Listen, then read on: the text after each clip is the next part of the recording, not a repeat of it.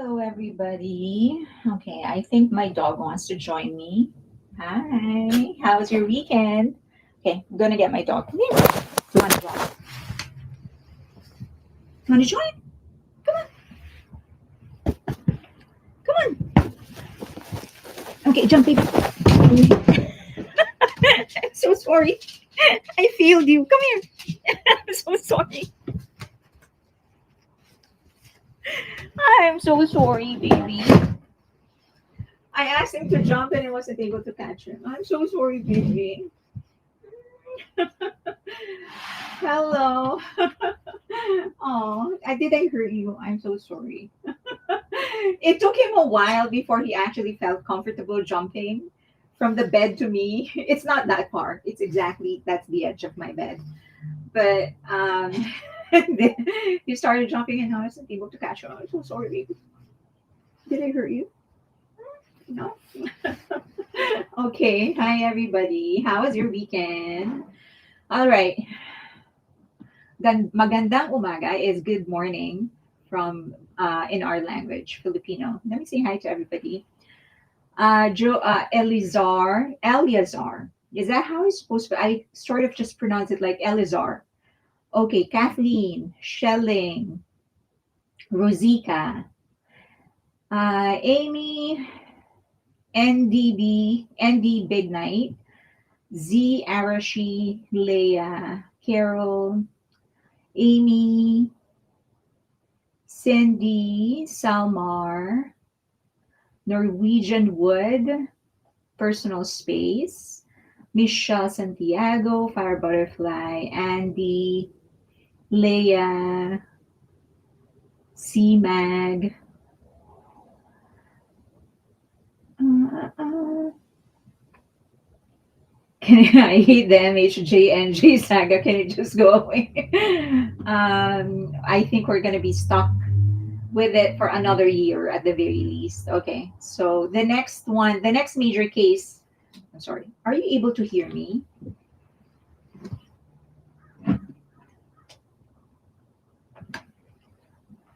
Do I sound bad? I wasn't able to turn on my audio. Wait, I'm doing something about it.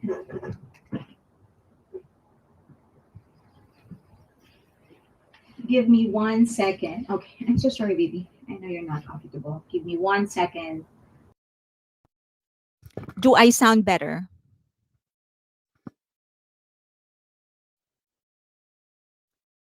Do I sound better now?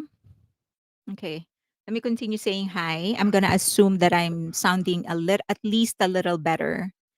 Okay. Where did I stop?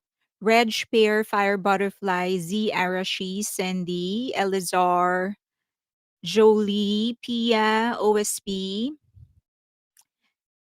Teresa, Teresa, Angel Star, Amy, Christy, Halina, Iris, Melanie, Crystal, Fire Butterfly, Sylvia, Patty, Leah, Pia, OSP, Laura, Shelling. Okay, I think I'm repeating your names.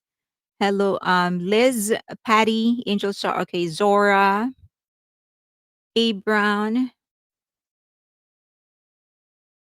Okay, Debak. They're saying hi to you, Debak. I, Carmi, Christina, Abby Chimi, Rachel, Abby Chimi. Are you excited? Are you sure? Laura, Linax, Angels. Okay, Gold, Melanie, KK, Jolie. Hi. Um. All right. Hi. Better. Okay. Norwegian Wood, A Brown, Iris. Okay. Okay. Sound better. Okay. Good. Aspen, Jubilee, Cindy. If I'm not saying your name, it's just either I'm skipping through or I think I already said it. A place here. Susanna, Carla, Dodger Girl. Okay. Just the tea, please. Hello, Rebecca, Crystal, Abby Chimi from Cali with Love. Rebecca, Norwegian Wood. Okay. All right. So, sorry about the audio in the beginning. I think I fixed it. So I always have to turn on the switcher for my audio to actually be better. So for sorry for that. Are you here? No Twitch today? I am on Twitch. I'm on Twitch. I should be on Instagram. There you go. I am also live on Instagram now. Okay, so I have a little bit of a personal news for everybody. Well, for first of all, I know for those who didn't catch it because I said this the last time I went on live stream, but some people may have already been out by that time. But so my family member was actually that went to the hospital because of dengue. It was actually my niece. That's why I was like so out of it. She's like my daughter, but she's okay now. So she is home. She got discharged 2 days ago. That was Sunday morning our time, I think. Either Sunday morning our time or Saturday night our time. So she's good now. She's in the hospital. Her biological mother is with her. So she's also my editor. So that's why I'm just like so behind everything because I have to take over editing and it's so time consuming. She's still not editing it because I told her to just maybe rest for the rest of the week. So I will be even more backed up on the things that I'm supposed to do. I just want to make sure that she's okay, like she's up and running. I'm like, health is the most important thing. So I just want her to be healthy before she actually goes back to work. So that part, all everything is good. So thank you to everyone who sent their. I know a lot of you sent me so many emails, so many messages, and I wish I have the time to actually respond to each of you one by one. But as I've said, I'm doing everything because I don't have her. So, but I will. So just give me time. I'll respond to all of your messages. But thank you to everyone who actually sent me a message. And I know that one of you actually said that she has dengue too. Was it? But one of you, that's someone. She DM'd me as well on Patreon. So okay, so that's just for good news. The other thing is that uh, I am going to start studying psychology. I don't know what came into my head, but I think when I was doing some stuff so I've always been interested in psychology. Uh, that was one of the things that I wanted to study when I was in college. And I thought so the reason I started I've always been very interested in how the human mind works, right? So but the reason I decided to take up journalism in college was just the like job prospects. Um, in the Philippines, there's much more work for media personalities or media jobs than it is for psychology because uh, mental health is not a huge thing in the US, sorry, in the Philippines. So it wasn't like a good thing. So I decided to do journalism. And then lately but I've never stopped studying. And that's the reason I decided to do all those crazy stuff, like date that narcissist. So anyway, uh, okay, so I just inquired in USC if I can take up some classes and stuff, and they got back to me. So the only thing that I'm going to be waiting for, they did give me some materials already. The only thing that waiting for, because I don't want to be in debt. So I don't want to file a loan or whatever. And I specifically told my advisor if I will have to go on loan, I'm not going to do it. It's just not something that I am willing to do at this stage. And he said, no, there are grants. And so that's the only thing that I'm ironing out. But I already have some materials and stuff. So I might, depending on the grants that I am going to get. So that's it. That's the news. The other thing is that I also want to encourage everybody to sign up on different universities because I actually, long time ago, I signed up in OT's. It's a design and art school. It's located in Burbank.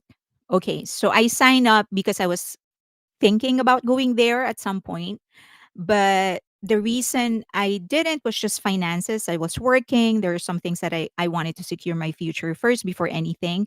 So nothing really came out of it. I filled up like an application form, but that was it. I did not pursue it any further. But they kept, because I was on their list, they kept on sending me opportunities. And I was going to actually let you guys know about this, but I just forgot because there's always so much to talk about. But about 3 months ago, no, no, not 3 months ago, 2 months ago, they sent me an invitation for a Netflix opportunity. So they have a partnership with Netflix and they take in um, paid interns. But you need to go through training first. So they'll train you for about 8 months, free. Free. You're not going to pay anything. But of course, you're going to pay for your like transportation and food and whatever. But there is no tuition fee. And then the internship is paid. Okay. So and so I thought that was a really good opportunity, but that was right. It came right around the time when I was making my transition from my full-time job to this one. And as you know, I really was trying to get my bearings, like trying to figure out the algorithm and stuff like that. So I turned that down. Would you believe that? I turned it down. And the only reason that I turned it down is because it's a daily thing. Not daily, but almost every day. It was going to take up a lot of my time. And of course, if you're going to study something like that, you have to take it seriously, right? But I thought it was a really good opportunity because it's free. You get paid internship after. And of course, you have your one foot inside Netflix's door. So I said, okay, maybe this is not the right time. Maybe I'll just put it off another time. If they do this again in 2026, maybe I'll sign up. But it's just wasn't the right time for me. And I thought, for the first time, this is actually the very first time when I'm sticking to something exclusively that I thought, okay, I'm just going to do it. It's always been like, okay, a full time job and a part time job, something like that. I would always do two things at the same time. But for the first time in my life, I do have my business still, but that's kind of like low maintenance because it's B2B. Um, and so I thought like this is the first time I'm committing into something full time and it's exclusive. So I said I'm gonna see this through and I'll see where it's gonna take me until June of next year. And then we'll figure it out from there. So I mean for so far things are going up. Like I'm seeing progress in the channel, the traffic and all of those stuff. So so far the decision has been right for me, but for everybody I would like to encourage you guys to do it, even if, like for example, if even if you're retired, they actually like it. They actually are looking for people that are older to actually enroll in their school. So even if you're like in your 30s or your 40s, try and sign up. So go to OT's college and also sign up in different universities that could give you opportunities. Like OT's, I know there's like Pasadena Art School or something, and several more others. Just sign up and see the opportunities that they're going to be sending you. It's the same thing for USC. The reason it sort of piqued my interest again was that they kept on sending me information. So this program, applied psychology, just opened. So they were like looking for people that would be interested in it. The difference is that it's not, you're geared towards working for corporations, because it's applying psychology into brands or whatever. So, okay, just wanted to let you guys know those are, you want to be a brain surgeon, you can always be a brain surgeon. OT's college, OTIS, OTIS. Yeah. Very much so Harvard classes. Harvard classes. There's one more. Uh,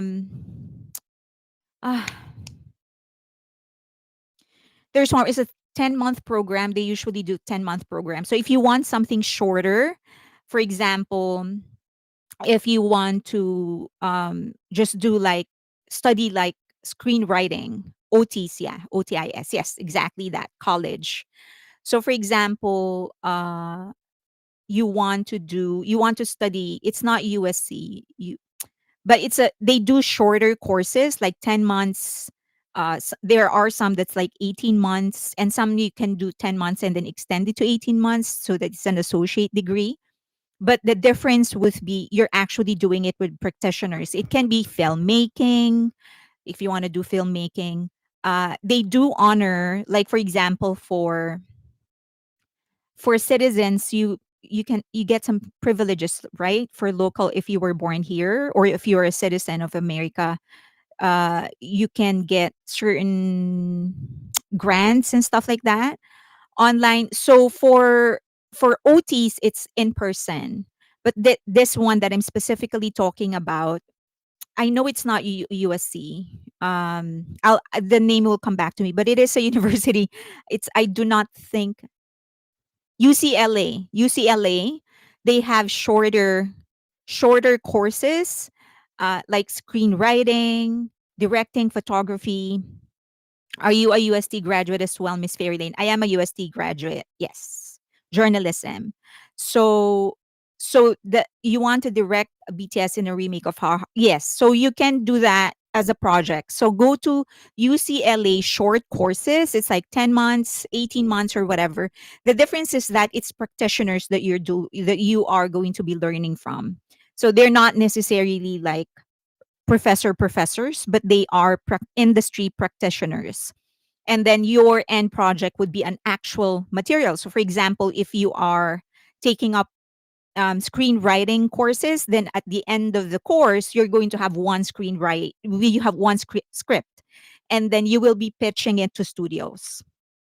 So check that out. It is UCLA short courses.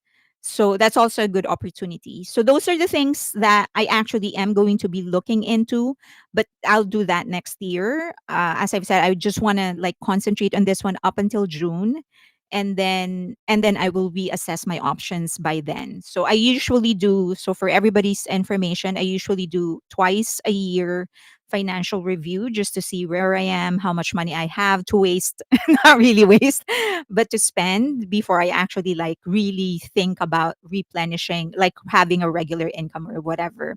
So I do that twice a year, and that includes like messages of sorry,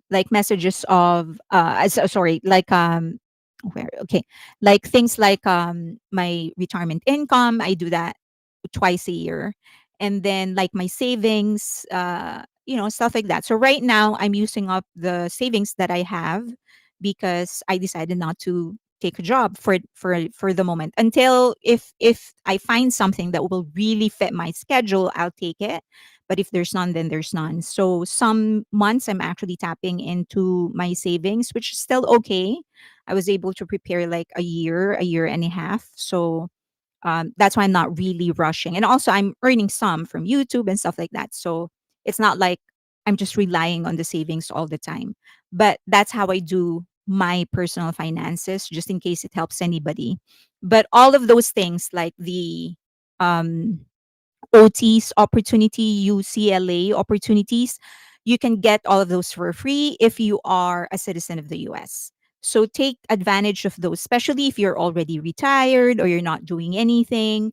Even I think if you're just getting support from the government, if you're in disability or whatever, you can get those things because I just but I think you can still get those things even if you're retired and you decide to study. It's not going to affect your pension or whatever. So, are you still being headhunted? Yeah, it's just that I'm still really picky because imagine, like, especially this last week when my daughter went to the hospital. Um, I'm doing everything. So I really am not doing anything else in my life but this because I need to write the script, I need to edit, and then I need to think about the live stream and then do it all over again the next time. If I have an editor, at least I have some free time. But because she's not there, then I have to do everything. So I'm always rushing from one task to another. So I'm like, okay, I'm just, don't offer me. I was very strict on the things that I want. I said, if it doesn't fall under these things, then I'm not interested. So yeah. Okay. Just saw. Okay. All right. So those are my stuff, personal stuff and updates and whatever. I hope that helps someone. Look into it. I swear these are good things, especially if you're retired and you just kind of want to do things that you want to do without having to, you're not pressured anymore to pursue a career or whatever. Or if you're in disability, there's still something that you can do. So check those out. Okay. If you can afford to be picky, you should be. I absolutely agree. And I mean, it took me 2 decades to get here, right? So I might as well grab that opportunity to actually do it. But again, as always, I try not to take for granted the things that I have. So that I'm definitely trying to do. I'm always trying to be more aware and more conscious of the resources that I have, of the opportunities that I have, because that's the one thing I don't want to happen for me to just take for granted what I have. But also acknowledge that I didn't get it just because someone handed it to me. I worked for this. So I worked for this like a horse. So, okay. Uh, okay, Jake, Miss Fairly's intelligent smart. Thank you. I try. I try. I try to I try to be as smart as RM. I can't, but better shoot for the moon and hit only an eagle. Okay, so we have a lot to talk about. As always, let's go through the negative first. How's that? And then we're going to end with the positive ones. And I do have a few emotional support picks to end the live stream so that you all go off with your day better, feeling better, and feeling happier. It's great to be a lifelong learner. I agree. Yeah. So take advantage of those. I think even if you are not in the US, you can still enroll in some online courses. Of course, it's going to be more expensive, but J Hope is in Dubai. I know no one knows why he's there. So some people are saying, I saw some pictures of him. I did not post it here because it doesn't seem like he knows he was being photographed. So just Google has free classes too. Yes, they do. And if you get certifications, these are some of the things that you can actually use. Do you want to go? You want to go now? Or you want to stay? Okay, stay. Okay. So if you get Google certifications, you can also use that for job applications. Okay.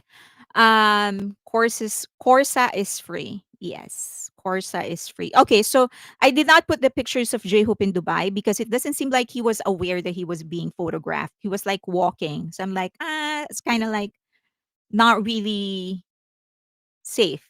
So I didn't put it here, but everyone knows that he's there. We don't know what he's going to do. There's some sort of a festival. His name wasn't in the lineup. So we don't know. Maybe he's a surprise guest. Maybe he was brought in by the sponsor, AP. So let's see. Is it for the new line, Human Hope? It could be. It could be. Let's spend 2 minutes. It's a little bit more than 2 minutes, but I will try to go through this as fast as I could. So, as you know, there's been a daily development when it comes to Min Heejin after the hearing with the fourth hearing against B Lift Lab. She also appeared as a witness for the Dolphins Kidnappers group, and she was there for Shin Woo-sok, whom she spoke highly about. But after that, several things happened that actually led to her releasing this decision. One of which is that Herin and Yer, sorry, Hee-in. I was called out for the wrong pronunciation. So Hee-in and Herin went back to HYBE. And then after their announcement, the three other girls also announced that they were going back to HYBE. The difference is that the return of Herin and Hee-in is going to take some time for me to get used to that. It was announced by HYBE, directly by Adore, not HYBE. But the announcement of the three, Minji, Hani, and Daniel, actually came from the three. So they released a PR, a statement through a law firm, a different law firm than Sejong, and it went directly to different reporters. And so Adore eventually responded and said that, yeah, we're not quite sure. We're going to check the sincerity of the three members in returning to Adore, and they haven't responded since. Now, several things came out after that.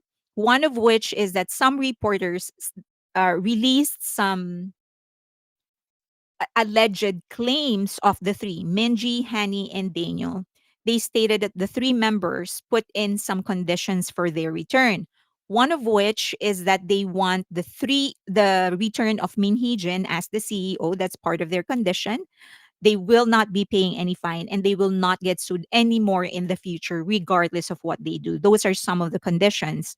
They also wanted everything to be reinstated, including the staff, the former staff of Adore, all their privileges, the penthouse, the exclusive app phoning, and also the exclusive use of a makeup studio. Okay, so after that, someone said that one of the three is in Antarctica. It turned out to be Hani.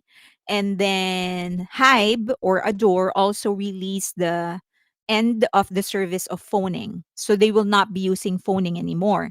So I think they're just going to put new jeans inside weavers. Okay, I don't know how good of an idea that is because okay, but I guess we're all used to haters anyway. So but that's one of the things that Hybe said they're going to do. They're not going to be supporting phoning anymore. They will just put new jeans inside weavers just like everybody else. Okay. Now, when Adore was asked about how accurate the claims were, the demands were, the list of demands were, they did not say anything. They said it's hard to confirm. Okay, which is their way of saying, yeah, we can talk about that. so, so I guess it's true that those are the things that they demanded. Now, because Henny is in Antarctica, Adore said that they are going to meet with her personally on a one-on-one meeting next week when she returns, which I think she already has, which I thought was very interesting because if you are going to make a life-changing decision, if you are in a very very critical moment in your life and you know something is going to happen between in that week, what a time to go on a vacation. I admire her mental health for her to be able to do all of that because I remember when I transitioned from the full-time job into this, I couldn't even take a vacation because I have to put everything in order. But I guess she's a different, maybe her headspace is just really different. Okay, they haven't registered that they lost. I don't think that they have registered that they have lost. I do not think that they realize, I don't think that it has fully sunk in that their career is on the hands um of Adore now. That everything is up to Adore. Okay, then I hope you get enough rest tonight. What do you do for work? Okay, periwinkle. Fire butterfly is talking to you. Okay, so now after that, the Korean netizens are just going after them. And so the reason I think them meaning the three and Min Hee-jin. And so I think the reason Min Hee-jin released this is to clean up her image because she's just getting bombarded. The same way Hybe and Adore was getting bombarded before, she's getting bombarded now. So it's kind of like, oh, it's your turn. Okay. So she released the decision of the police not to indict her when Hybe filed a complaint against her. And this is the decision. Now, one of the major things that Bunnies, which turned out to be her fans, not New Jeans. But anyway, so they are saying that Hybe lied about the timeline because according to the police, she did not plan on leaving Hybe until her contract is done. So originally she was waiting for her 7 years to be done before leaving Hybe. And the police said that is not what your claim is. You're claiming that she was going to abandon Hybe before that, which is an error in itself. So that's number three, misrepresentation by Hybe. Claims that she attempted to take over while in office were inaccurate. Okay, so that's what they were saying. And that is the primary reason the police decided not to indict her. Now, just want to make some things clear. This decision was handed May of this year. So this was before the court decision of October 31. So the case between New Jeans, the termination of their exclusive contract with Adore, that decision, which they call the main case, that decision was handed down on October 31. So the court already said, if you would remember, in that decision, the court said that you, Min Hee-jin, this wanted and planned to actually attack Hybe so that you can get Adore and New Jeans with you to take Adore, take over Adore, and separate it and then take New Jeans with you. So the court actually affirmed what Big Hit, sorry, not Big Hit, but Adore has always been claiming. So as opposed to the police, and that decision came in May 31. Now, the Hybe already said that they already filed a follow up. Okay. So they said that they have went to the police again, requested that they do a reinvestigation and submitted new evidence. No, nothing has happened yet. Now, the other thing that we need to keep in mind, this is a criminal complaint. Hybe won the civil case. So them suing, well, not really suing, but them asking the court to uphold the exclusive contract of Adore with New Jeans, that's a civil case. This one is a different case because it's a criminal complaint. It doesn't change the fact, it doesn't change the decision of the court and the findings of the court. Okay. Okay, so those are two differences. The other thing is that the dispute, so this is in support of the second thing.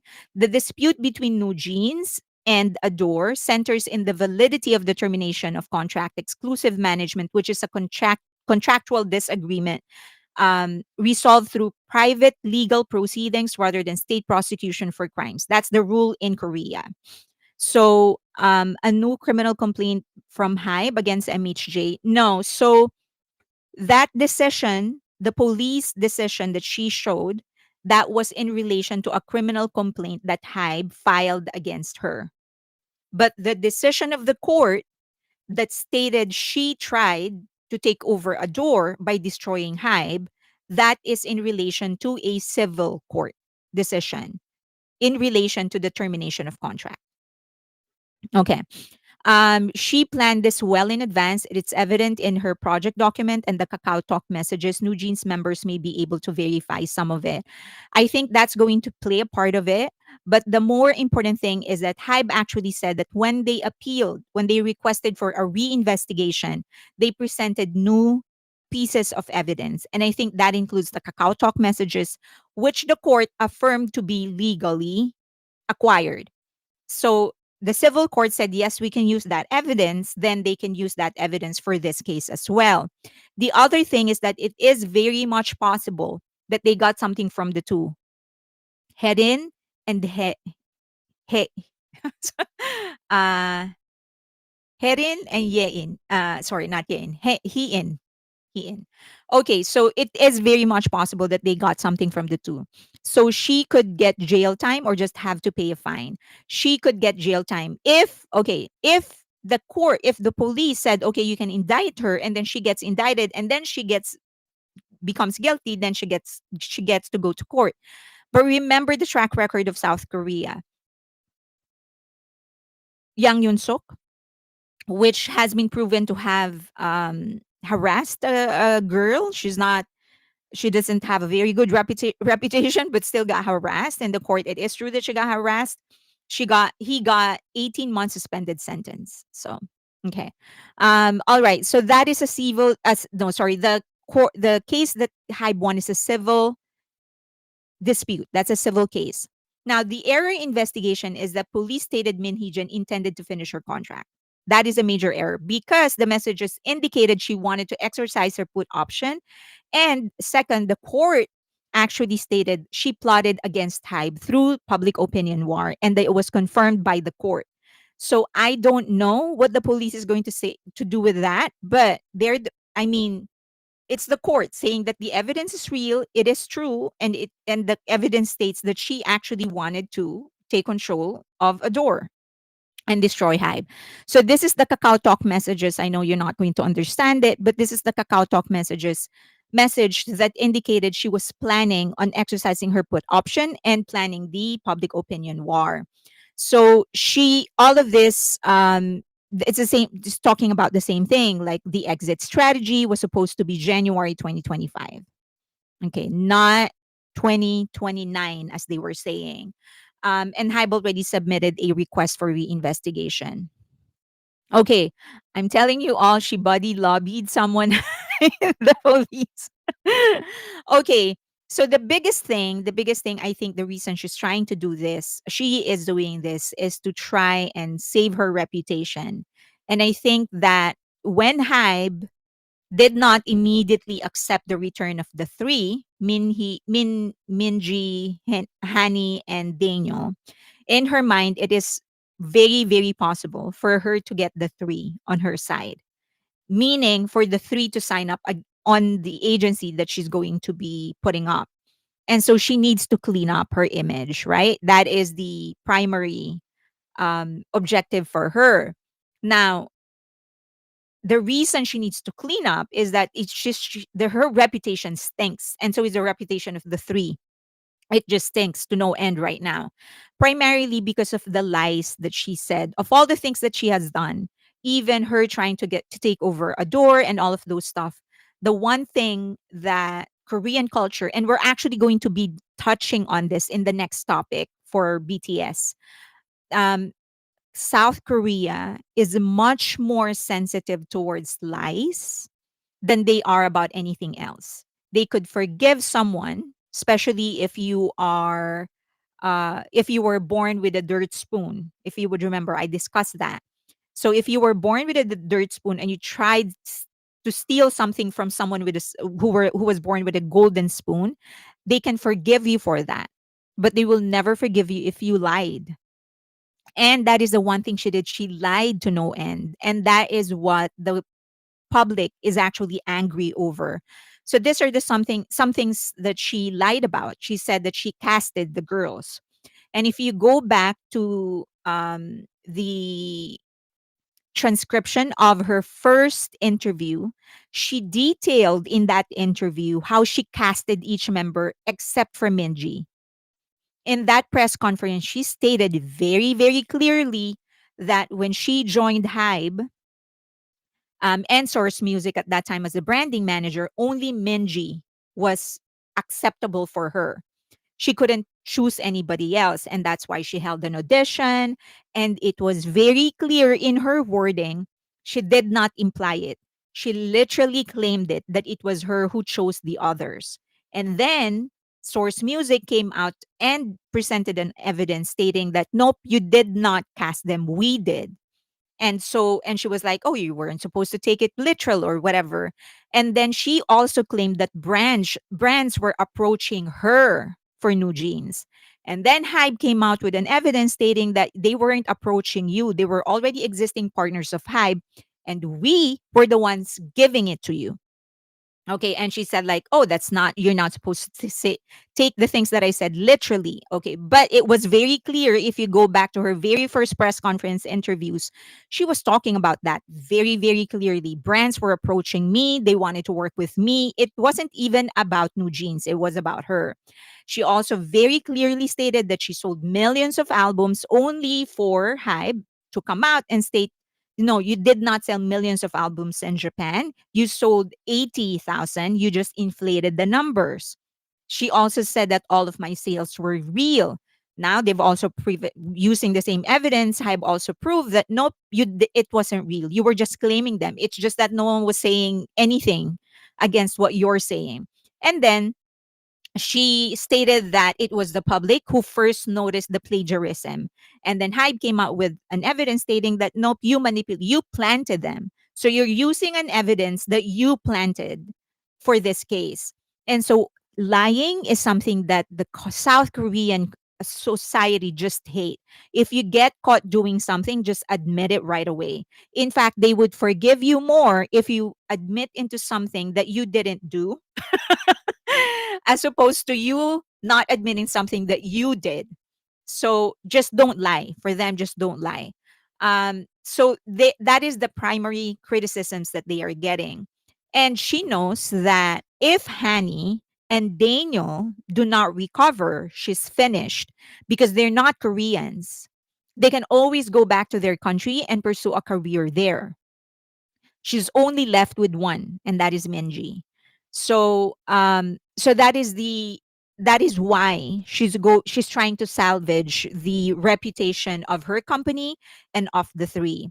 The other thing that they are getting criticized for is that the parents of the three members, all the members of New Jeans actually, they are now realizing, the public is realizing that you knew all this time that she was lying, that Min was lying, but you didn't say anything. In other words, you lied as well.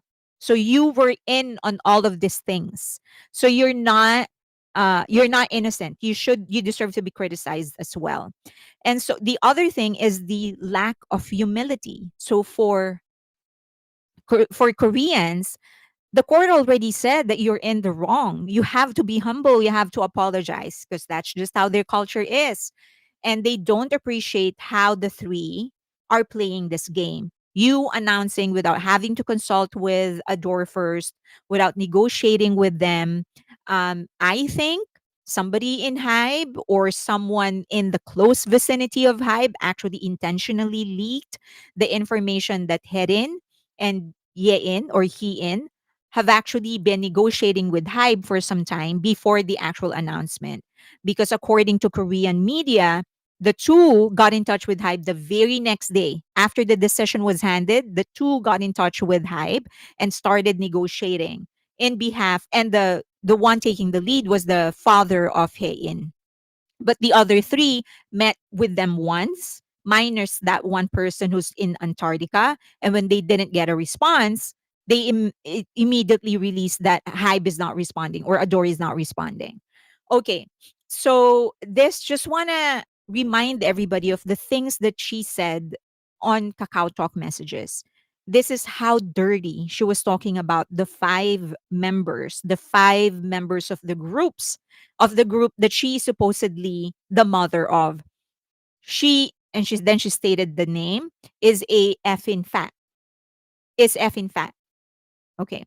So you can kind of you can kind of make out the name of the member even if it was blurred. So she was calling this member fat. Okay. And then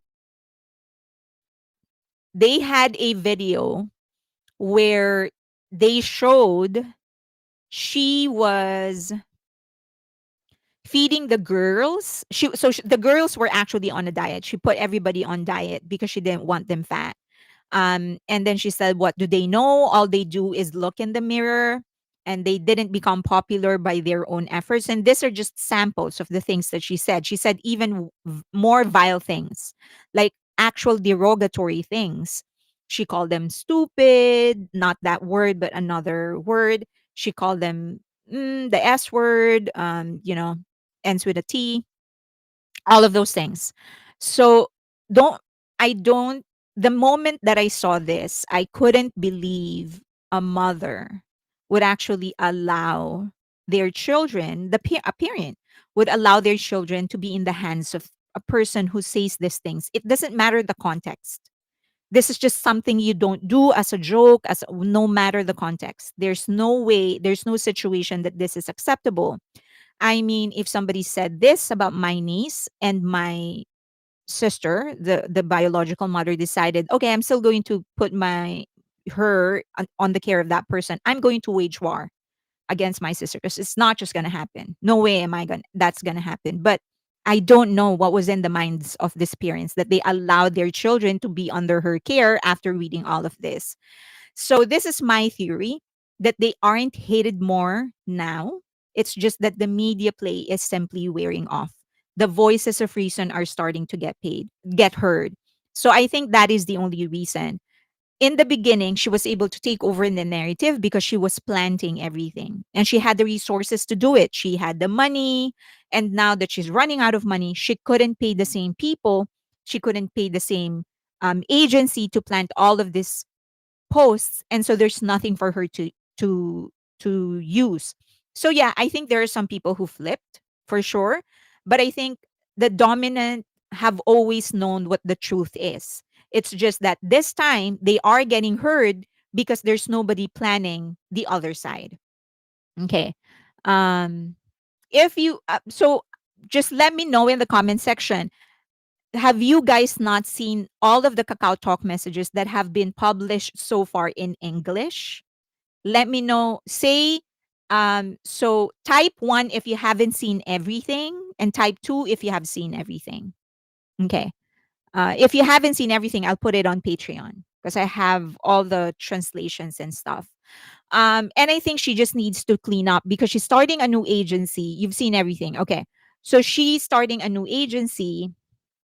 Oh, one, you haven't seen it. Okay. For those of you who haven't seen all well, as much as I could collect, I'll put it in Patreon. It has an English translation. I'll put it there so you guys can see just how, at the very least, foul mouthed she is. She's different. Just just different. Okay. The building of the office that she is supposed to take over, where her new agency is supposed to take over, and allegedly her backer is a Chinese company, the construction paused. The construction paused. And so I think that's one of the reasons. You haven't seen, no, I will post. I will post it today. After later tonight, I'll post it. So the building of her office is currently under construction. But it stopped. And so she's losing the funding. So I think for her, she needs to get the funding, the confidence of the funders. And that's why she's doing this, so that she can clean up her image. She needs to steer this away from financial. Now, her main strategy in all of this, in all the lawsuits that she is entangled with, is to steer it away from a financial strategy, a financial discussion, and onto an artistic or creative discussion. So I'm sure that by now you've seen all of the articles written about her testimony for the Dolphiners Club, the Dolphiners Kidnapping Group. This is the production company that was used by Min Hee-jin to shoot different music videos of Min Hee-jin. And in that discussion, she said a lot of things that basically drives home the point that the decisions she made them for artistic reasons, not necessarily for money. So, and then she would also shift the blame to someone else. So this is a classic strategy for her, because one of the things that she kept on saying is that, why are you suing me? You should be suing Adore, because I was acting in behalf of Adore. So sue Adore. Why are you suing me? Okay. So this is a consistent strategy for her. She would deflect. So in the interview she had with that YouTuber, the school something, in there she talked about how she was designing high building. So she was in charge, she was put in charge into designing interior design, the inside of the building. And if in the several times that the inside of the offices were shown, there are some desks in the middle where everyone can just work. It's very similar to Google. And she said she didn't want that. She wanted private spaces. But Bang Shiyuk said, no, I wanted open spaces. And then she said that, okay, so they did it his way because he's the CEO and he's the owner of the company. And then eventually, when people started walking in and started working, she said that they blamed her. In other words, she was saying that he's wrong and I have always been right, but I did what he wanted me to do. And then so going back to the Dolphiners, when she was asked, why did you allow the owner of Dolphiners Group to upload the music video in his channel? He said, well, because that's the strategy. Because people are going to get intrigued. Why is it there? Why is it not in the official channel? And she said that, I know that it's going to compromise the IP, but I went for non tangible benefits like intrigue and interest. And she said, I'm very good at these things. And the reason you create boring materials is you're predictable. I'm unpredictable. I know when to spot and where to look for opportunities like this. That's why I'm successful. Those are the things that she said on court. Okay, if you haven't seen my video talking about how she displays narcissistic behaviors, watch it because I explained that in that video. And also, she was very loyal to Shin Woo-sok, which is the CEO and vice president of Dolphiners Group. In fact, she was more loyal to Shin Woo-sok than she was to New Jeans. Because if she had been more loyal to New Jeans, then she wouldn't allow Shin Woo-sok to upload that music video in his YouTube channel than instead of uploading it into Adore's channel or New Jeans' channel. So her loyalty has always been to the CEO, and she was saying things like, "Oh, she's a superstar. Sorry, he's a superstar. He's very good at these things. He knows marketing. You guys are boring. We know the good stuff and stuff like that." Okay. She also claimed personal authority over everything because she is the CEO. She admitted she didn't ask for the permission of Apple. Apple was the partner, the brand partner for that music video.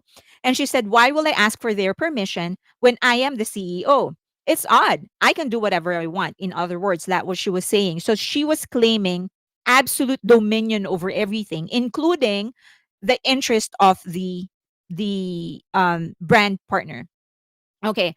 So she subtly undermines Adore's narrative as a rogue executive and portrayed herself as a principled artist fighting misuse of law by corporate machine. So she's steering it away. This is her main strategy. She's steering it away from legal, financial, and she wants the discussion to center on creative freedom and new ideas. And she kept on repeating in that hearing, "You're boring," more than 10 times. She called Source Music and she called HYBE boring, predictable, and she has all these new ideas. She knows to spot it. She knows when to do it, and she does not fail, basically. Okay, so now we're going to wait for the fourth hearing of Be Lift versus her. It's going to be April. So we're going to wait what's going to happen. I think the fifth hearing is the last and then the decision. So right now, the termination of the exclusive contract, the decision in that case is final. So the contract stands. But do remember that the judge or the court is not going to rule on something that you are not asking it to rule on. So when HYBE asked the court to recognize the validity of the exclusive contract, that's what the court said. The court said, okay, it is valid. But they did not judge, they did not rule on whether or not the three girls or the five girls breached the contract. In other words, HYBE or Adore has the freedom right now to actually sue the other three because the court did not rule on that.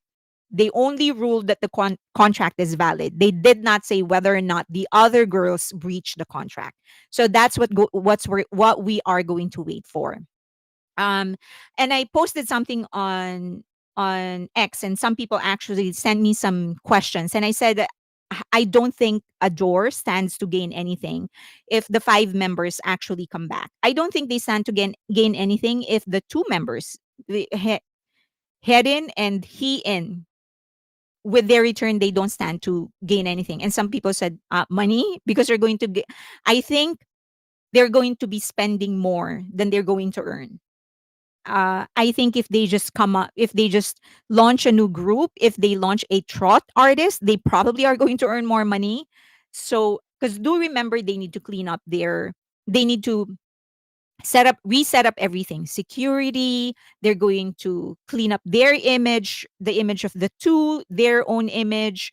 They're going to put an extra effort because of PR and all of those stuff. So I think the amount of the thing that they're going to gain, which is not really a gain, is just the precedent because they've established that contracts are sanctified. It has to be honored. That's the only thing that, if at all, they gained. Other than that, I don't think the financial gain is too much for them to um actually be where they used to be.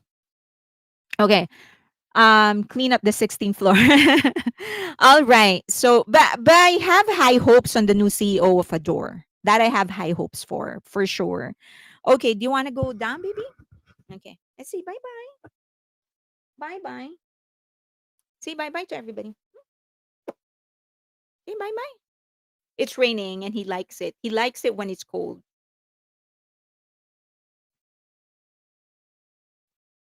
Okay. Bye bye, everybody. Bye bye. I just want to go down. Okay.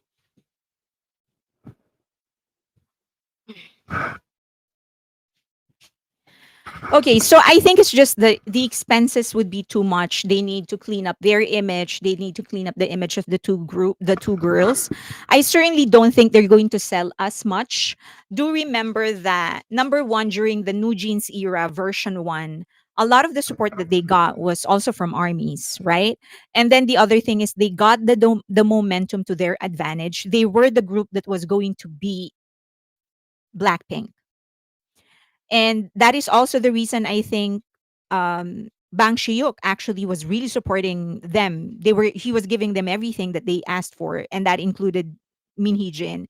Because I think in the minds of other people, if there is any group that could beat um, Blackpink in all respects, brand deals, PR, which is their strongest suit. Everyone thought it was going to be New Jeans, and it was going to be very fitting because they don't share the same feel and the same tone and the same branding, and so a lot of the momentum came from that, and they don't have that anymore, and so they're going to have to rebuild the brand and then set up more securities. I think the effort is going to be way more than what they're going to earn. So yeah, they will earn money, but not enough. That I think it's going to be better to just launch a new group. I think it will be better to just rebrand Adore, call it something else, you know.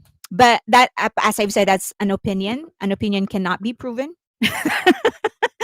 If it was speculation, that's a different story. But I said it's an opinion. So we're just going to be, that's just going to be what it is. We'll not be able to prove it. Okay. They need to return humble. All right. All right. So, one of the things that I got, do you have questions before I move on to something better?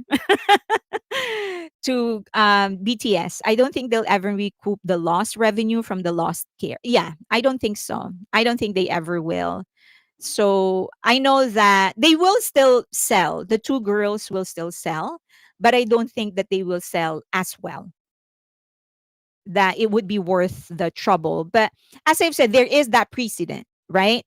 So the them being able to set up that tone so that future idols won't try to do the same thing. Okay, JK and Jimin. I know. So the a lot of people asked me about um the so when the teaser was released, there is an article that said something like this video the something like romance. They used the word romance. The first season ended with friendship and romance and whatever. So a lot of people were like, why are they shipping this too? Why are they shipping Jimin and Jungkook? And by the way, this is not just about Jimin and Jungkook. This is about the entirety of BTS, but they are the lead in. So um I actually had over the weekend, I was having coffee with my friends, my Korean friends.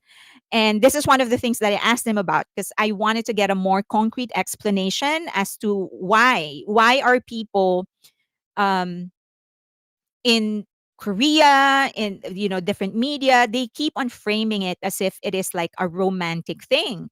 Like, why are they shipping this too? Like, I would expect this from fans, fine, those people that are shipping, but why is mainstream media talking about this? So this is how they enlighten me about it, and this is very, very cultural. Okay, this is very, very cultural, and once I hope I can explain it as to you as well as they explain it to me, because after they explained it to me, it made sense. And no, it is not about shipping. Okay, so they have a concept called the jong. And RM actually mentioned this word several times, but he would mention it in relation to the love between armies and BTS. And often we miss it because what, of course, we are reading would be the English translation, and there is no accurate translation of the jong to Western culture. There's just none. So there is no equivalent. And so many translators would actually just translate this to love. It is not accurate. It is love, but it's a deep emotional bond beyond romantic love. There's different types of love. And so this is something deeper. It's not romantic, it's beyond romantic. So is it like soulmate? Probably, because I asked him about it. Like, oh, is it like soulmate? So what he said is this: that do remember the concept of soulmate is very Christian, right? Because the assumption that we have soul, that human beings have soul, goes into heaven, that's a Christian concept. And so he can't say that it is equivalent to Seoul because Korea is not a Korean country. Not sorry, not a Christian country. So they don't have that concept. The concept of soul is not natural to them. So when I asked him, is it like soulmate? He was like, yeah, maybe, but remember this, that they don't have that Christian concept. They don't have the concept of soul. All right. So hope that is clear. So it is one of the hardest Korean cultural concept to translate just because there is no equivalent to the Western culture or even other Asian culture. Like this has no equivalent to Filipino culture because we're a Christian country. So if you say beyond love, beyond romantic love, we're going to assume like soulmate, but soulmate for us is also romantic. Okay. All right. So keep that in mind. They have that. It's called Jong. And RM explicitly mentioned that Jong when speaking about army. And he used that concept in several of the songs that he has written. Home, Stay for Youth. It reflects the Korean notion that emotional bonds can be familial, communal, or spiritual, not strictly romantic. Okay, this type of emotional framing is culturally Korean. It does not neatly align with Western notions of friendship and romance. So, in other words, when Korean media or Korean Disney Korea, or other Korean entities talk about that. Like it's romantic, it's like it ended up with love or whatever. They're not necessarily talking about romantic love, but they're also not necessarily talking about just friendship. It's something beyond that. So if you're watching Jimin and Jungkook, you can say that that is the kind of love that they share. It's Jong, not necessarily romantic, but it's also not just friendship. It's beyond that. It's beyond romance. It's not greater than your love for your partner. It's not greater than romantic love. It's just different. So because you're not necessarily bound by a commitment. It's not like they're saying, oh, we're because if you are married in one form of another, you're saying, okay, we're going to be committed to each other. But here, you just are. Like you're just together in this, but there is no commitment to do so. It's just the natural state of the two of you together. And so that's what you should be looking at when you're watching them.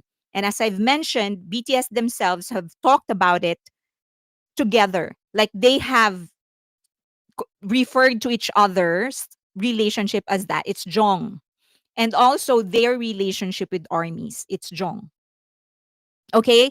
So when people are talking about like, is that why are they like using that word? They're not shipping it. It's just a Korean concept that is not natural for Western concepts. Okay, because it's not brotherly. Because I guess you can, in the effort to try, and this is human nature, right? Like if you're trying to understand something, excuse me, if you're trying to understand something, our tendency is to translate that concept into something that is familiar to us. So observe what I did when he was discussing it. I was like, oh, is that like soulmate? That was my first question because that is a concept that's familiar to me. That's a concept known in the Philippines and also known in America. So I know what that is. And this answer was like, yeah, I guess you can say that, but not really. And then he had to go back and explain to me why he can't necessarily translate it into soulmate because Korea is not a Christian country and soulmate is a Christian concept. So um so it is natural, like what is it, like kinship, like brotherhood, like yeah, you can say all of that. Still, if you really go deep and really want to understand it, It's none of those. It's uniquely Korean. So instead, if you really want to understand it fully, the trick is not to translate it into something that's familiar to you. The trick is for you to go there.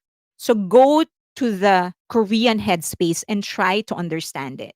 So try like, why do they like you? We've seen them do this. They would share the same spoon. They would cuddle in their beds. They would hold hands going wherever. They would share clothes. There'd be 20 different chairs in the room and they would be lumped in one chair altogether.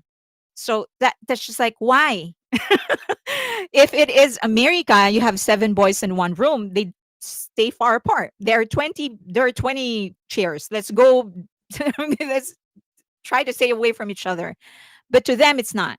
So I think that's the best way I can explain it. If you really truly want to understand what it is, put yourself in their culture instead of trying to translate their culture into something that you're familiar with.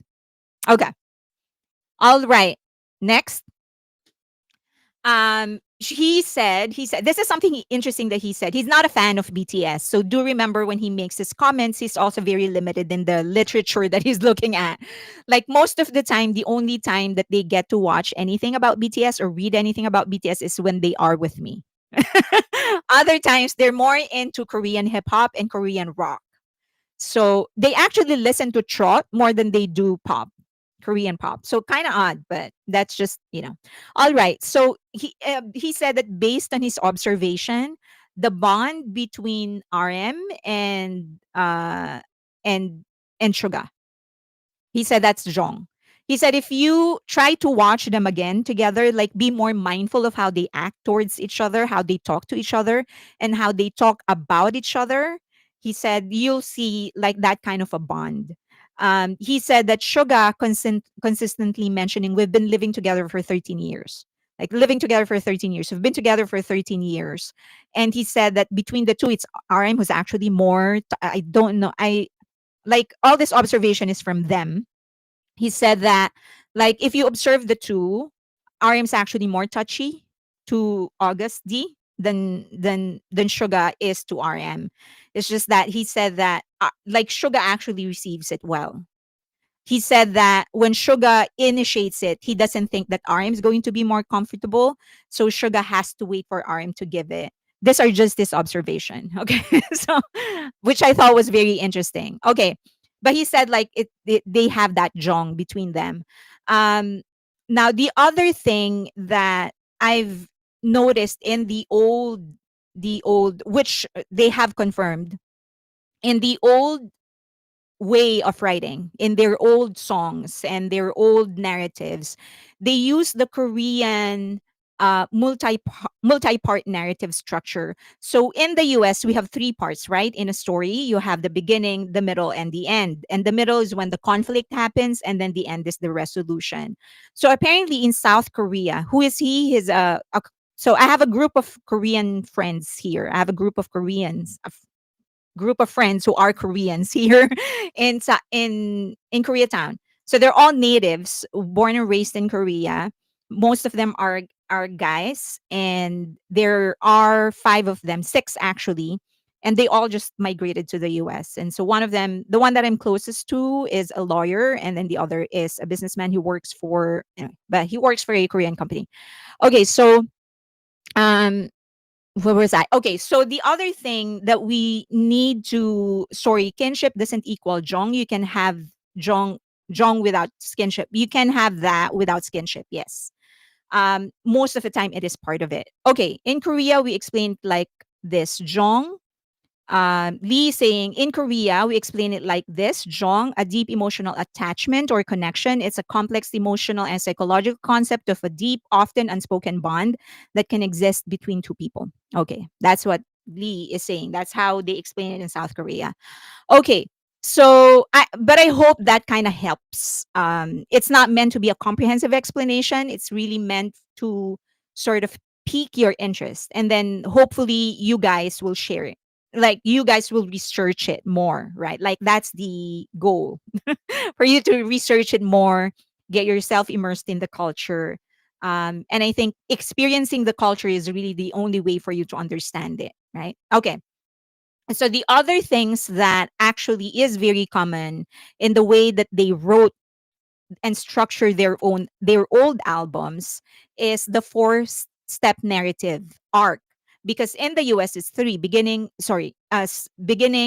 middle, and end. So the middle is where the exploration happen. This is where the conflict starts actually. So the beginning is where the setup and the conflict happens. This is when we're introduced to the conflict, and then the conflict is when the middle part is where we explore the story, and then the resolution. But in South Korea, it's usually different. And this I thought was very, very interesting. So it's usually introduction, development, twist, and conclusion. So in South Korea, as per my friends, you don't necessarily have to resolve the conflict. You can leave it unresolved. That's like resolving everything, I think, is a more accurate way of saying it. You don't have to resolve everything for the story to end. It's a very standard thing for them to just do the twists and turns and then end and then conclude. And he said that's why their drama is very addictive, because they like leaving things hanging. Like, okay, they'll introduce like a mind boggling twist and then end it. I'm gonna have to start taking notes. Yeah. So in Wayang Yonwa, in the most beautiful moments in life, they actually applied this. So the pacing is very slow. So if you watch any kind of like addictive Korean drama, you would notice that it's very slow. In the beginning, they make you fall in love with the characters, even if it's not a like romantic story. They make you fall in love with the characters. They make it very, very beautiful. They make you root for at least one character. There's emotional layering. There's thematic echoing, and then they match it with a beautiful landscape, uh, designing and all of those stuff. So they make you fall in love first, right? Which is um it's more Korean than it is Western. I'm talking about Wayang Yonwa. So this is the same arc that is used by Korean dramas and movies. So if you think about it, like think of any major Korean drama or movies and then identify the twist and then observe what happens after the twist. For example, in Parasite, in Squid Games, think about what is the biggest twist and then what happens after that twist. In Parasite, have you all guys seen Parasite at this stage before I say I don't want to spoil it because it's not like it's 10 years old. So, uh do you have you guys seen Parasite already? That is why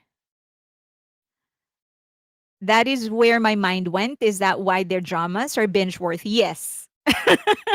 And it was so interesting when he was describing it because he's of course he watches a lot of like movies and stuff, and this group is the one that recommends to me all the great Korean movies that we don't usually hear in the West.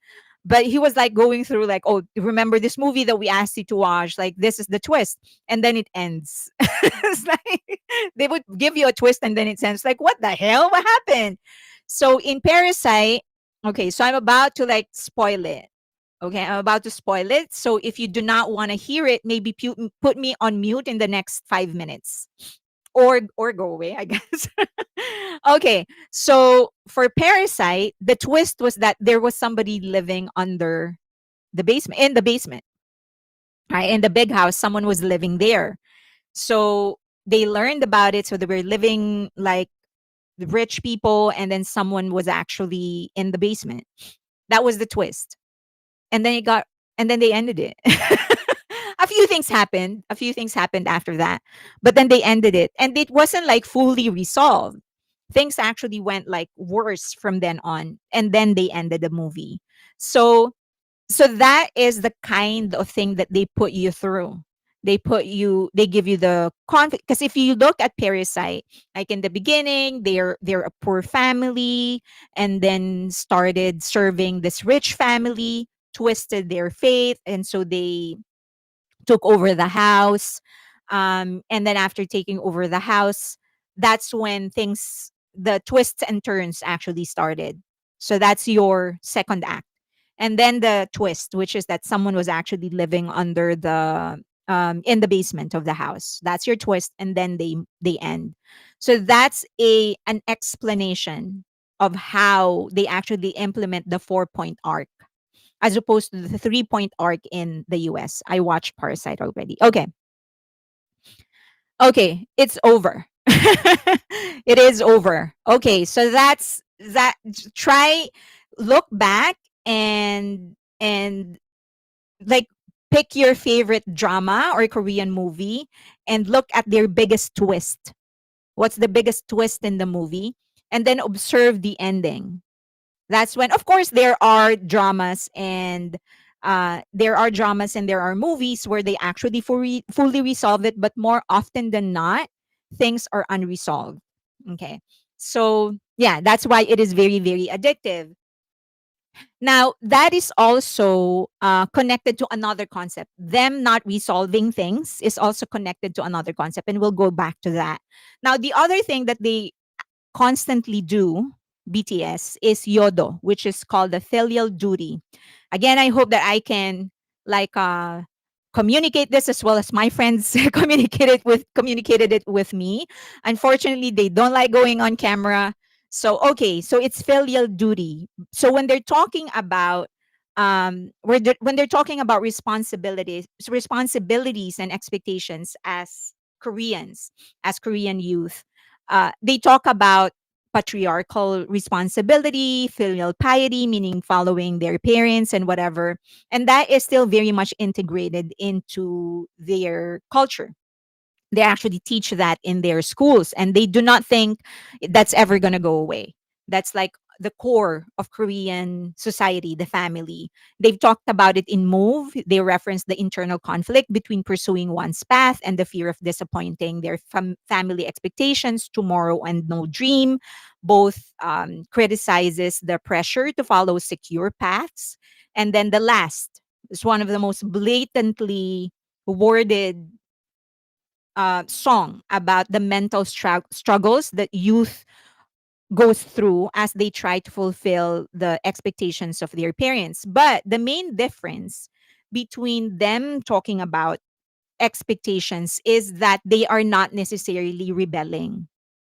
So for Westerners, when we talk about expectations, social expectations, we talk about going against what the society wants and just pursuing your own path regardless of what's going to happen. They are different because when they sing about these things, they're not saying that we do not want to make our parents happy or we're just going to go against what they want. If you really read the proper translations of their lyrics, it's more about them trying to marry what their parents want, what the family wants, and what they can actually do. So they're trying to figure out a middle ground. As opposed to Western culture, it's more about rebellion. Okay. So that's another unique thing that they have. Okay, now, so I said that the cliffhanger of the stories is going to come back into this. Okay. So they have what they call the Han, or the Korean culturally conditioned sorrow plus resolve. And this is part of why and they are perfectly okay with cliffhangers as an ending. Okay. So because they do have this concept of collective unresolved grief or longing. It's not angst. It's just something that they communally share. The hardships that they went through and the sadness that it brought them, the things that will never go away because of that, and the longing for something they never have. But it's not like they are victims. They don't look at themselves as victims. They just have accepted that the pain their past brought them will never go away, even to the generations who never directly experience that pain. And that pain that I'm talking about would be the brutality of the different countries that tried to get them, like China and Japan. all of these things. So the remnants of all of those things will never ever go away. And they have accepted that. They've accepted that. But they don't wallow into it. They don't surrender into it. And they certainly do not use as an excuse to look at themselves as victim. They're simply saying, okay, that will never be resolved because it's the past. So you can't change it, right? It's the past. You can't change it. So it is what it is. It will forever be there, but it's something that we will all communally share together. And so because they always have that unresolved conflict in their head, they're used to seeing that in everything in their lives, in their literature, in their relationships. So even in families, there are conflicts within families that just go unresolved for years until everyone dies because they're used to it. It's part of their culture. Okay. So that is why many of their Korean dramas don't really end everything, especially the most important things. They're just used to it. And that is the same thing that BTS has kept on using throughout their career in the first chapter. If you would remember, once that one era ends, they would give us a cliffhanger and then it continues and then continues and then it continues because that's just their culture. They don't resolve everything.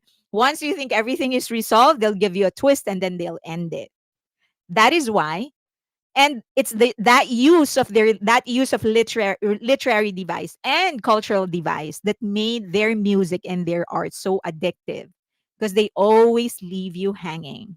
Okay. So I did ask my friend, like, is it victim mentality? And he said, no, it's not. In fact, they're very, very proud of how they have persevered, of their maturity, of their ability to forgive, and of course, their ability to have this catharsis in different things. As a proof of that, they have rose, right? Economically from nothing to being the number one of the top economic powers in the world. So they certainly don't see themselves as victims. They're just saying that it will never be resolved because it's in the past and we can't change it. But it's something that we will always honor. So it will always be a part of their history, a part of their identity, and a part of their literature. Okay. So Han will always be there. And that is one of the reasons BTS is so addictive because they've implemented that literary style. They would always give you a cliffhanger because they don't like resolving things. Okay. So Spring Day is actually a perfect example of Han. Like even in the opening line when RM has mastered this. It's just the way that he has his literary and writing skill so tuned in with the sensitivity is just so impressive. In Spring Day, the very first opening line, the I miss you, the first two, I miss you, and the more I say it, the more I miss you, right? Bogo shipta. So it's like, and I remember Iyon, their big brother in Big Hit, talking about it. He said the very first time he heard Spring Day, he was so shocked because he couldn't believe that someone could succinctly put those things into word and using simple sentences. I miss you. And the more I say it, the more I miss you. So and that is very much a reflection of Han because that's because he's singing to the dead. Now that we know the story, he's singing to someone who's gone, so it will never be resolved. He will forever miss this person. No resolution. Okay. And then of course the epiphany, love yourself answer, all of this actually reflect Han. Okay, the unresolved sorrow. And the other thing that they often talk about is hierarchy. um, so the hierarchy shapes everything in Korean culture. That's why when you meet somebody, the first thing that they ask you is your age, because that automatically gives you a stature in society. If you're older, then everybody submits to you. If you're younger, then you're just a maknae. You're the cute maknae. You're gonna have to wait until you find a room where you're older. So their themes are uniquely Korean because the frustration in lyrics grows out of an educational and professional structure that leaves little room for deviation. So they often talk about like, oh, because we're young, we don't have a say in this world. And the group's writing doesn't present rebellion as breaking rules, it presents it as finding dignity within a system that rarely allows for alternative. And he said that that is one of the central things that made BTS different. Like from a narrative and literary point of view, many of, like for example, many of the YG songs that were written, they were all about rebellion. Like, I'm better. It's all about like, I'm good, I'm better, I'm cooler, you're nothing. Like, I'm superior, I'm cooler, I'm more successful, I have more money. So that is how they deal with all of those things. They go against their culture. And that will always have a place in the market because some people do want to rebel. But for BTS, the thing that resonated well is that they're not really going against their own culture. They're always looking for that space where we can honor the culture, practice the culture and the tradition, and still find that little space where we can build our own identity. And it's nothing close of what my friend's word magical, because no other group has ever done it, where they are so respectful of their own culture but manage to implement their own identity. Okay. All right. So I hope I'm giving my friend justice. It was such a rich discussion as they were sharing their culture. I wish I just recorded the audio. Maybe next time. Next time I'll just record the audio. I'll ask her for permission, of course. And then do remember that they do have spiritual and philosophical influences, Buddhist, shamanistic, and Confucian threads. And it actually comes out in many of their reports. And one thing in many of the songs that they do, and one thing that don't that people some people are actually kind of noticing is that even RM has gone to a Buddhist monastery before he enlisted. And then some other members of the group of BTS have actually talked about it, like going to a monastery, like talking about like a higher being and whatever. And they think it's because it's just cultural for them. You may not, when you're young, be looking into those things, but as you grow older, because it's just what the culture is, eventually you're bound to go and see one or at least check it out. So the concepts of rebirth is very common to them. Moral examination is very common to them, very common in South Korea, and the framing of temptation and transcendence. So if you look at lyrics of other groups that are going into youthful concepts, it's rarely about examination. So that is a sign, they said. If you look, of course, you need to look at the whole discography and not just one piece. If you look at a group's discography and you say, this does not reflect these things: rebirth, cycle, self examination, temptation, transcendence. If you don't see those things, you know that they are very, very westernized, even in their narrative. But one thing that you will see consistent across all BTS's songs is this. There is a theme of rebirth, self-examination, and cycle, because those are very much a part of Korean culture, because it's Confucian, because it's Buddhist, it's shamanistic. So, and he said that when South Korea says they represent Korean culture, it's not just because they're wearing hanbok or they're speaking in Korean. It's not just about that. It's because Koreans know and Koreans understand that the songs that they write and the songs that they produce and compose, it reflects their culture. So this is actually my next series. Leading as we wait for their return, I'm going to examine with the help of my friends. So I'm happy that they agreed. It's just that I'm going to be at their mercy when they can actually do it. We're going to go through the individual influences of Korean culture in the writing and the music of each BTS member. So I know that, like, in terms of views, probably not a lot of people are going to be very interested in it, because a lot more seems to be more interested in like the other things. But I've always said that I want to put focus to sort of concentrate on the substance of their music more than anything else, and I haven't done that in a while. And so this is the next thing that I'm going to do. I'll do a deep dive in the way that they write and the way that they write compose their music and even their choreography, how integrated their culture is in their writing. So just as a preview, for example, for RM, he's very much a scholar philosopher. He negotiates between tradition and modernity.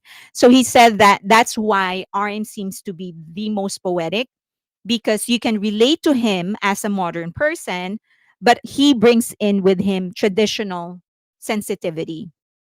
Okay. Next, so RM reflects Korea's tradition of scholar artists who merge philosophy, poetry, and civic responsibility. So he actually started with RM and Sugar already. So they're so interesting. So next time that I discuss with them, I'll try and see if they will allow their voices at the very least to be recorded. But I'm gonna have to. They curse a lot, so all right. So Jin is the classic Korean. He has classic Korean values, which touches on integrity. He's he's the most traditional in terms of values: integrity, humility, and self-reflection. Those are very strong Korean values. And he talks about that. He used that in a lot of the songs that he has written. And they said that based on their observation, they think that Jin takes on the role of a mediator in the family. Apparently in Korean families there's a hierarchy. There's always somebody taking in the role of a mediator, and he's that. Okay. Next is August D. He's the eldest son, burden, and he has the burden of the oldest son, and the aesthetic of restraint. When RM intellectualizes, Suga distills. So he sort of distills every concept into the smallest unit. That's how he talked about them. While RM is like wide, he's very specific. Okay. I think that's why they match so well together. Okay. So he frequently frames conflicts as dialogue between shadow and self. Okay. But I'll explore all of this. It's just a sneak peek of what it is for each member. J Hope is the optimist. But the one thing he said that we often miss about J Hope is that he actually talks about the burden of being the optimist in the group. In many Korean families, one child assumes the role of the one who maintains harmony, and J Hope is that in BTS. So, but there is labor in that. When you are the designated bright one in the family, there's a heaviness, there's weight in that responsibility, and J Hope has actually often talked about it as well. For Jimin, he has the global message through Korean sensitivity. One of my friends was so impressed with his writing because, as I've told you, they don't usually listen to BTS. The only time that they do is when I ask them to listen to them. So I was like, listen to them. I was like, oh, that's pretty impressive. So he said, like, they have a concept called nunchi. So they sense the room, they read the room basically, and he's very good at that. He reads the environment, and then he adjusts on how to frame his message according to the environment that he's in. So I know that's very conceptual. As I've said, I'm going to it's bluntness with grace, but actually, because he often says like he doesn't know how to beat around the bush, but he actually does. He just does it with grace. So for V, he said they have what they call the Hanok sensibility, or the natural imagery.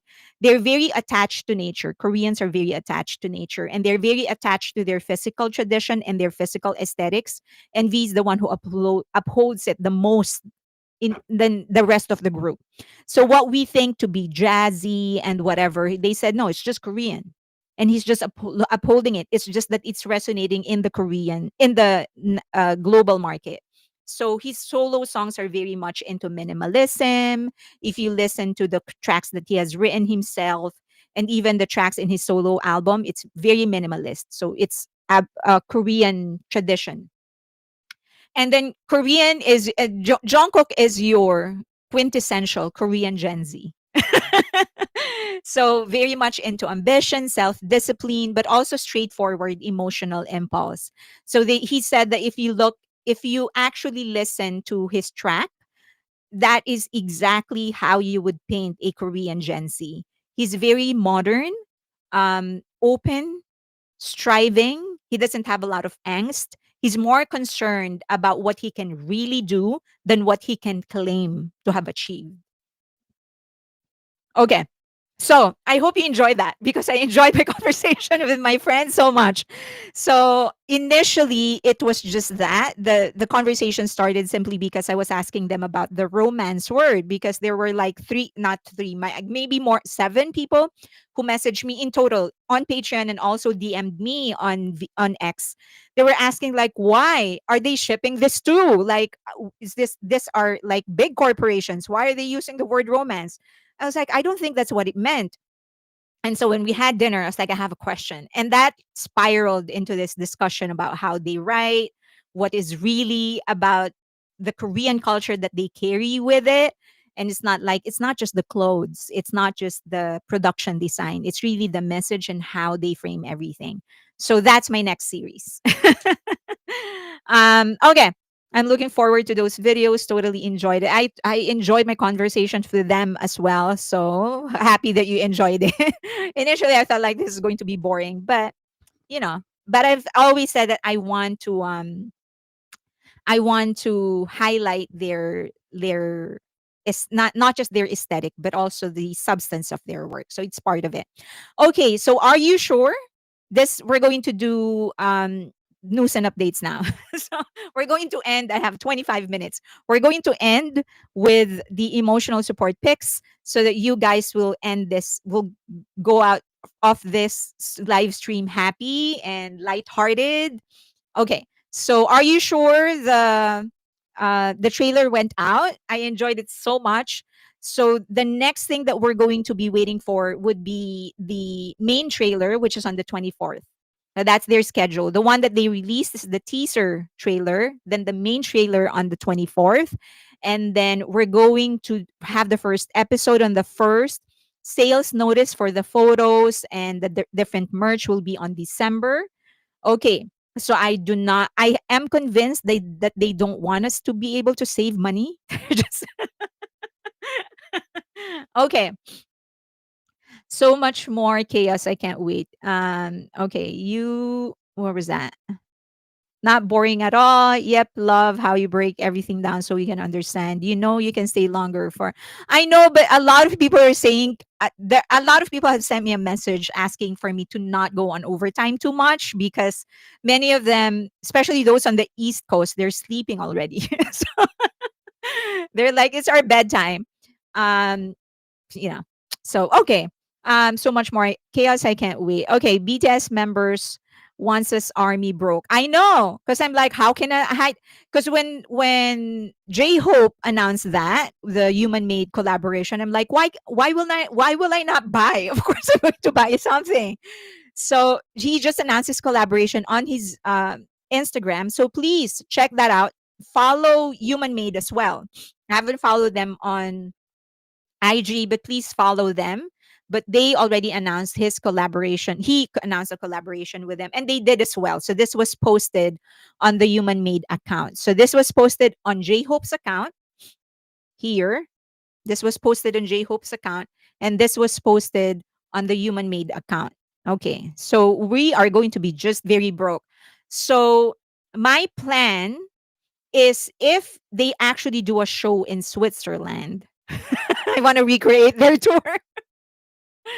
But I don't know if they're gonna do that. Anyway, all right. So Human Made, this is Human Hope. So it's all over already in their store. Excited for that. So broke. I am so broke. Oh yeah. So we have our we have our chart for this week. So we actually increased a lot in all the songs that we have been tracking. But I'm most happy about PTD because that's what we seem to be pushing for them. I do want one more 1B before their formal comeback. So I hope that we can support either DNA or Life Goes On or PTD. But the one that seems to be moving the fastest is Life Goes On and then PTD. So PTD went from 768 to 771. Life Goes On went from 860 to 868. And then DNA went from 731 to 737. Okay, and then let's continue our stream for Don't Say You Love Me. So just do your best. This is my tip because at the end of the month, there's always this. deletion of streams, my tip would be to not pay attention to that anymore. Let's not pay attention to people saying that you're getting deleted streams and whatever. Our response should be, okay, but what is remaining? Our concentration should be, okay, I got 50 million streams. Even if you deduct 10, we got 40. Let's keep on going. That is just my suggestion. Stop looking at people or accounts that are saying, oh, it's fraud stream or whatever. Don't pay attention to them. Let's just concentrate on what we are keeping. So for Don't Say You Love Me, it went from 606 to 653. That's a lot of jump. So let's continue streaming for that. And then for Running Wild, it's 402 to 406. And then for Astronaut, 598 to 600. So this really is getting ignored. So I guess we're really concentrating on Don't Say You Love Me. But it would be great to get him to 1 billion before their comeback. Then at least we have uh, um, 4 out of 7 with 1 billion. Okay, and then for Suga, if we can just hurry a little bit with Hegum, so 676 not doing bad, 676 to 690. And then for the cheetah, it's 427 to 430. But I would be happy even if it is just Hegum. If we can just get that to 1 billion, that would be great. That's a good jump from 676 to 690. And for J Hope, it looks like it's going to be Killing It Girl. So it went from 190 to 203. That's 13 million. That's good. And then I think the next one will be either Mona Lisa or Sweet Dreams, and then more.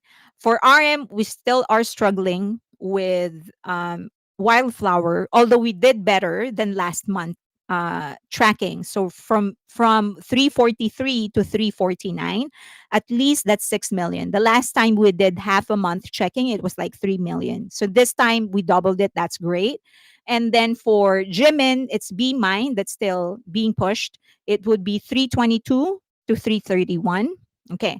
And then Set Me Free, 441 to 443. So I guess we're really pushing Be Mine.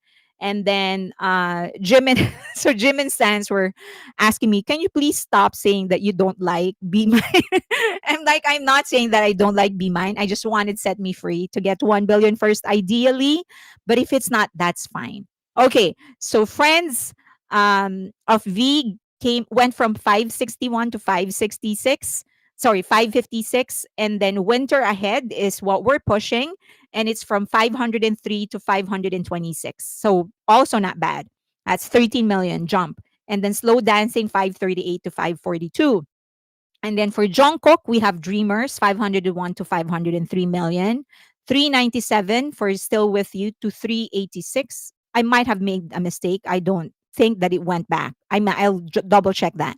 And then Yes or No, 311 to 315. Okay. So for that, this would be Road to 1 billion. And then our Road to 3 billion would be Butter, My Universe, Boy With Love, Fake Love. So the fastest moving seems to be My Universe. So 1.526 to 1.531. And then Butter, 1.399 to 1.403. Boy With Love, 1.320 to 1.324. And then Fake Love, 1.022 to 1.027. Friends, I'll check. I think I made an error on Friends and Still With You because I don't think it went backwards. So I'll update it in my next live stream. I'll double check. I don't think it went backwards. Okay, so Love Me Again for V went from 1.086 to 1.090. And then for Like Crazy, it's 1.40 to 1.401 to 1.404. And then for Jungkook, Standing Next to You, Left and Right in 3D. But I think they're still pushing for Standing Next to You to go to 1 to 3 billion. So I think that's the one that's moving the fastest, 1.326 to 1.336. And then Left and Right, 1.127 to 1.131. And then 3D, 1.048 to 1.059. RM and Jin both need 1 beat. Yes. So if we can get, for example, if we get Jin and Suga to 1 billion and they go to Road to 2 billion, that would be 5/7. But before that, so Road to 3 billion, we have three songs in 2 billion going to three. It would be Jungkook's 7, BTS's Dynamite, and Jimin's Who. So for 7, 1.2613 to 1.642. And then for BTS's Dynamite, 2.147 to 2.154. I think that's a great move because it was lower last month. And then for Who, it's 2.089 to 2.125. So um, if we can, so let's just keep on going with the Don't Say You Love Me for Jin, I think. So it's working.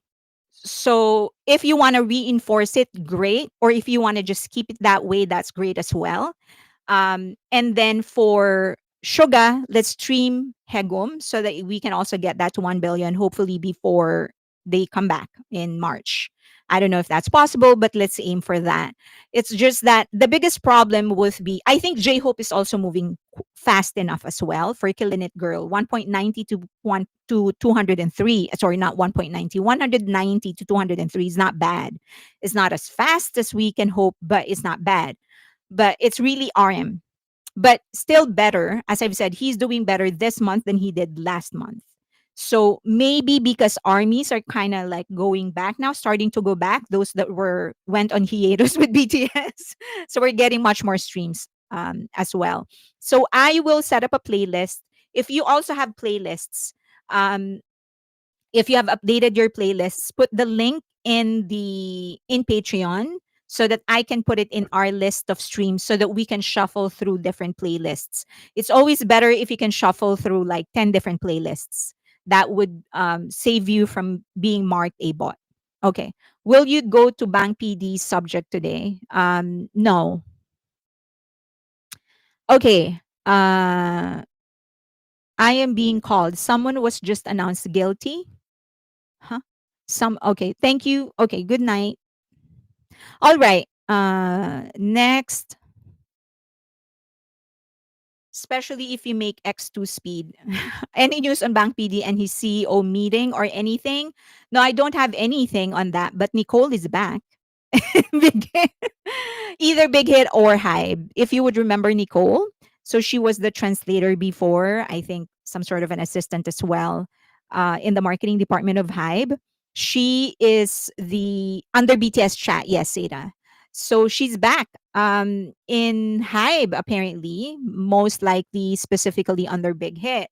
So what happened was June of this year, she left Colombia. If you would remember, she left Big Hit and moved to Colombia. She stayed there for a little less than 2 years, but she got in heat because she emailed the single, the single of the album of Jenny to the army database. So a lot of armies was so upset about that. They were like, "What is this? Like, why am I getting? Why am I as a translator again?" I'm not sure. I'm not sure if as a translator, most likely under marketing for Colombia, she was actually in artist management. She was responsible supposedly for getting new artists, specifically Asian artists. So, but yeah, she got into a lot of trouble with armies because she emailed, or not, we don't know if it was her or just somebody from Colombia, but because she was the one who was responsible for signing Jenny, um, everyone assumed that it was actually her idea to email Jenny's album to BTS database. So this is kind of my thought. I don't think it's her.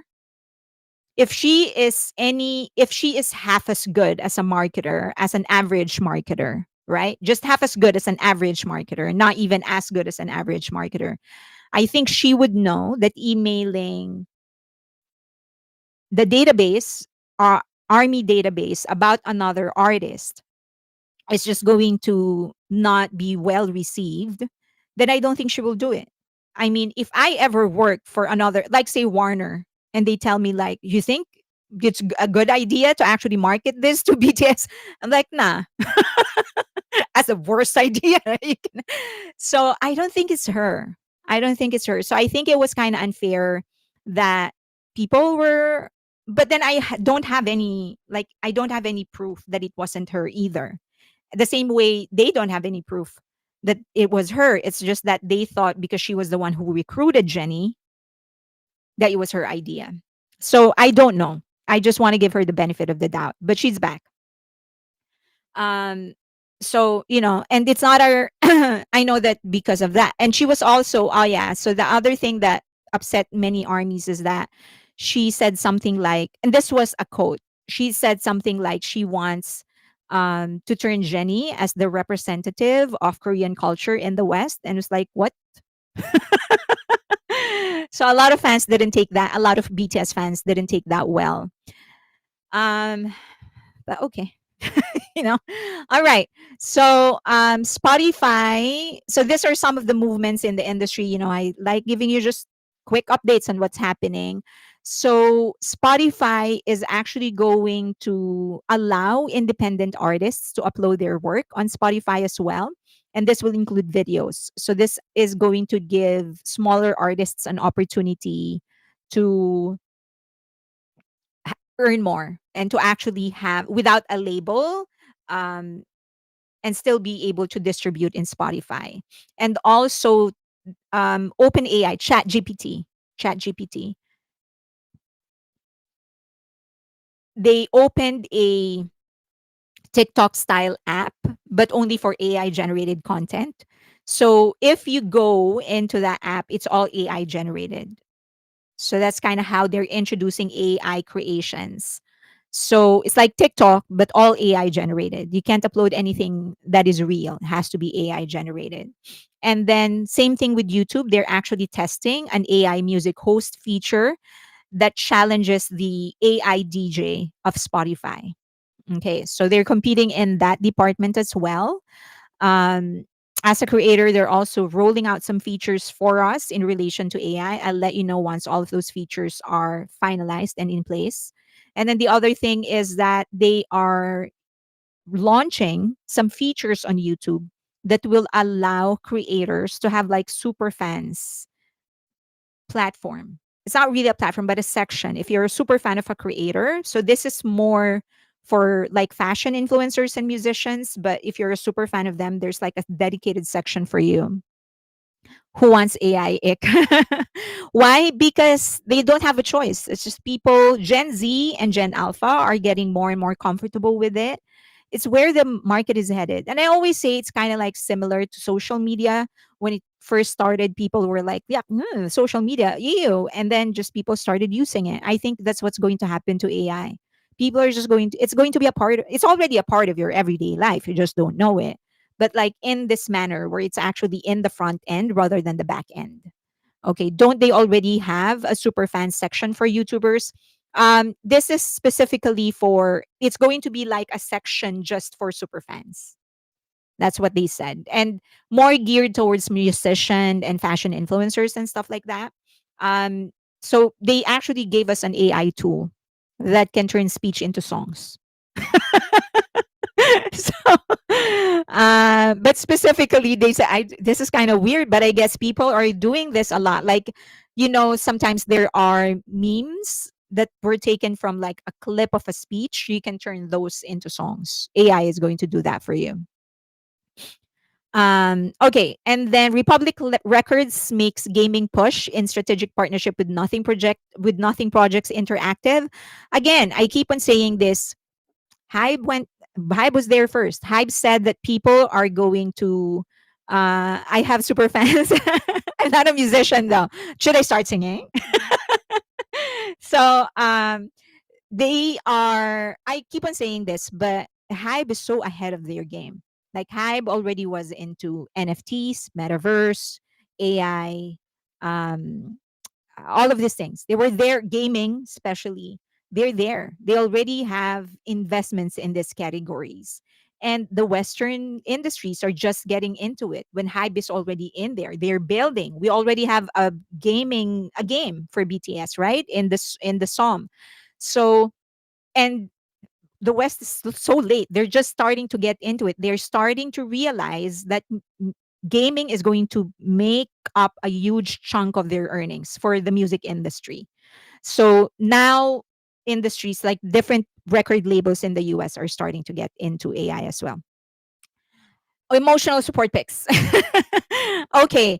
So you have Jen here. I just compiled different photos of the boys just to end this live stream on a high note. But before that, I love this picture by the way.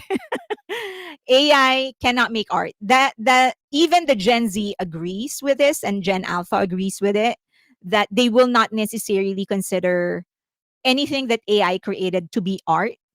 That they agree with, but they will still consume it. It doesn't mean that they won't consume it. They just won't consider it art. It's just going to be a commodity that they consume. So for them, and I've made a presentation about this, for them, what people are going to consider to be art are those created by people. Um, I bet that's why the BTS guys have been playing games on their live streams. Only Jungkook has actually shown his screen like a real gaming streamer. Okay.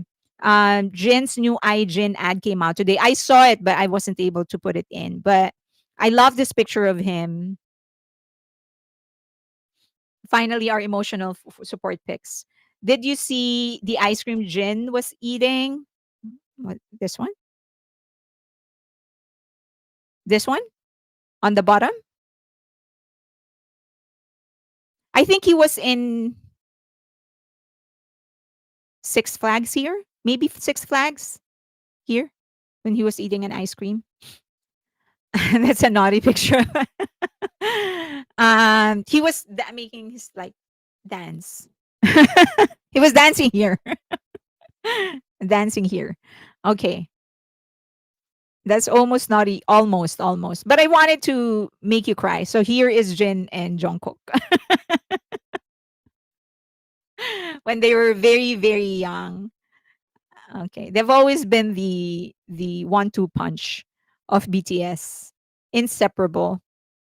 And then I pulled a lot of, not a lot, but some Namji pics because of what my friend said, that he said that he kind of feels that bond specifically, especially with these two, Namjoon and Suga. Okay. I love this picture, by the way. Oh, I love this picture. I've had this for a while, but I super love this picture. Um, I think they were rehearsing. It could be Love Yourself, maybe Japan, I believe, but I love this picture. They were about to hug here.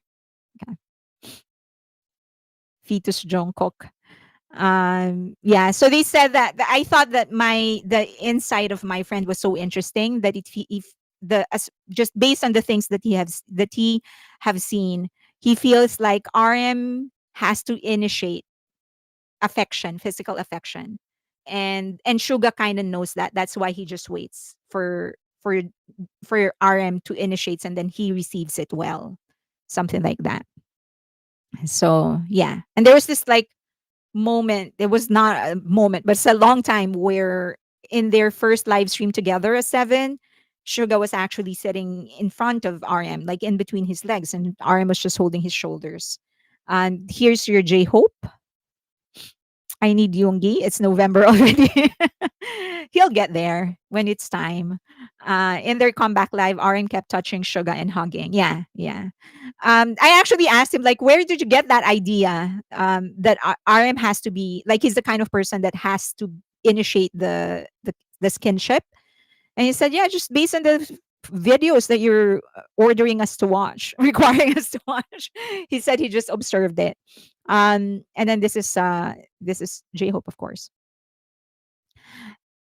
The pearl necklace. I want I want this necklace though. The Hope necklace. This is what I want. I don't know where to buy it. I want that necklace. I know Jin and V. It'll be their birthday in December. So anything with chick Jimin is cute, right? There was actually someone who put there is such a stark difference in the way Jimin is singing. He did say that he kind of worked on his foundation. It kind of shows. So I'll put the side by side. of him singing um, Spring Day. You can hear the difference between how he sings. Although that's kind of unfair because it could be just the mic as well or the mixing.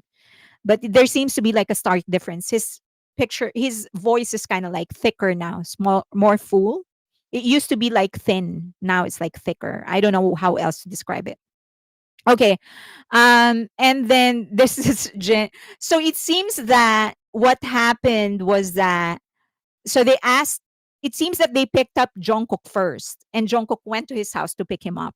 So it seems that they really didn't know they were going to leave that day. My gut feel is that they knew they had a schedule of some sort. They just didn't know where they were going to go. They were probably informed like you have something or whatever, or they were told it was something else. And so they were just like, okay, now it's time, let's go. Why is Jimin always on the floor? And so that's what I think. Although I do think that they gave the two private time in New York because they are not going to show New York. But the shirts that they were wearing, those were the shirts that they wore from in Incheon when they were flying from here to New York. As you know, they were photographed well during that period. And that was the clothes that they were wearing. So I thought, like, okay, so why are you not showing New York? So they probably did something else in New York, right? Maybe they gave the two time to just like chill without the cameras and started shooting in Switzerland. That's my gut feel, but that seems to be what happened. And there's this artist who always creates this beautiful, beautiful animation and drawings of the boys, and that this is his drawing of Jimmy. So cute. So cute. Okay, I wish I had this talent. And then this is him back in 2018, I think 2019, with such a huge carry on, and this is him now in 2025. Okay, still cute. And of course, the tier event. So there was someone who actually said, um, an influencer who said she went live on TikTok and said that apparently in the event you can take a picture of V, you cannot take a picture with V. Oh, very strict. So they said like take as many pictures of V as you want. You cannot take a picture with V. So they were not allowed to take a picture of him. Okay. Um, the necklace was commissioned from through Verdi and Alex Moss. J Hope's necklace. I want it. It's so cute. Okay, that's V, more of V. I mean, obviously, Te is gorgeous. Such a fun pop up. If you're in LA, please visit. I haven't gotten a chance to visit. I'm hope to. Is it still on? Okay, so this is still V, just because I like his specs. Is that called pecs? That biceps. I don't know what it's called. I like that. Let's just he worked hard for it. Let's appreciate it. I can't tell what V selling, but I'm ready to buy. I don't think anyone should have been thinking what they could get that they could get pictures of him. Ah, you don't like this influencers, they'll take any opportunity that they can get to get themselves attached to a celebrity. They don't care. And so, but they were right there. And even the media, they were given very strict instructions. So the celebrities that have to go through with these influencers, they'll take every opportunity that they can get. Okay, so and then Jungkook is such so cute. The way that I don't know, was he doing it in purpose? Was he trying to look young? Because my gosh, he looks like 15. He looks younger than when he debuted with his haircut. Ah, so cute. And then that's the smiley face. So he had the pouty face, and then he had the smiley face. So very cute. But then he's also this. So there you go. I think that's my last picture. Oh no, one more. Okay, that's him on stage. Jake. I know, he's such a cutie. He's such a okay. And that is your emotional picks for the day. So okay, so that's going to be my next series for BTS. I'll go through the influences of their culture in their songwriting, and I hope that I can finish that series before their comeback. But it's just crazy. We're now talking about December. Okay, so before I end, do you have any question Thanks for a great live, so informative. I am happy that you enjoyed it. I was worried that it was going to be boring for all of you, but okay. Thank you everybody, and I'll see you Wednesday. Bye.